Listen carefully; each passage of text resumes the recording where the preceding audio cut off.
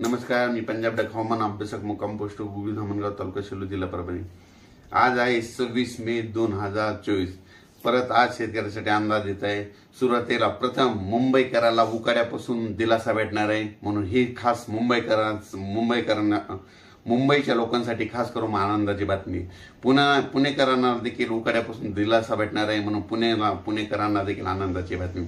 नाशिकवाल्यांना देखील आनंदाची बातमी, कारण की राज्यामध्ये 1 ते 5 जून दरम्यान म्हणजे मुंबई, पुणे, नाशिक, कोकण पट्टी, पश्चिम महाराष्ट्र, दक्षिण महाराष्ट्र, मराठवाडा, उत्तर महाराष्ट्र या भागात 1 ते 5 जून दरम्यान जोरदार पाऊस पडणार आहे। काही ठिकाणी वडे नाले वाहतील असा पाऊस पडणार आहे, म्हणून त्यांच्यासाठी खास करून अंदाज देत आहे। राज्यात एकंदरीत परिस्थिती बघायची झाली तर राज्यामध्ये जवळपास मान्सूनचं आगमन म्हणजे 8 जूनच्या नंतर मान्सून पाठीमागून येणार आहे, पण त्याच्या अगोदर 1 ते 5 जून दरम्यान राज्यामध्ये चांगला पाऊस पडणार आहे, म्हणून ही शेतकऱ्यांसाठी आनंदाची बातमी म्हणून देत आहे।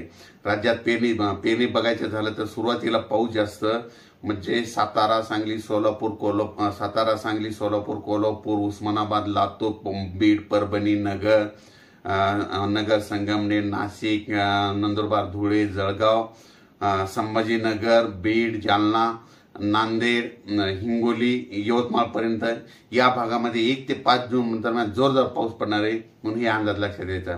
त्याच्यानंतर पश्चिमी विदर्भामध्ये देखील 3-4 जूनच्या नंतर तिकडे देखील पाऊस पडणार आहे, म्हणून हे अंदाज लक्षात द्यायचा।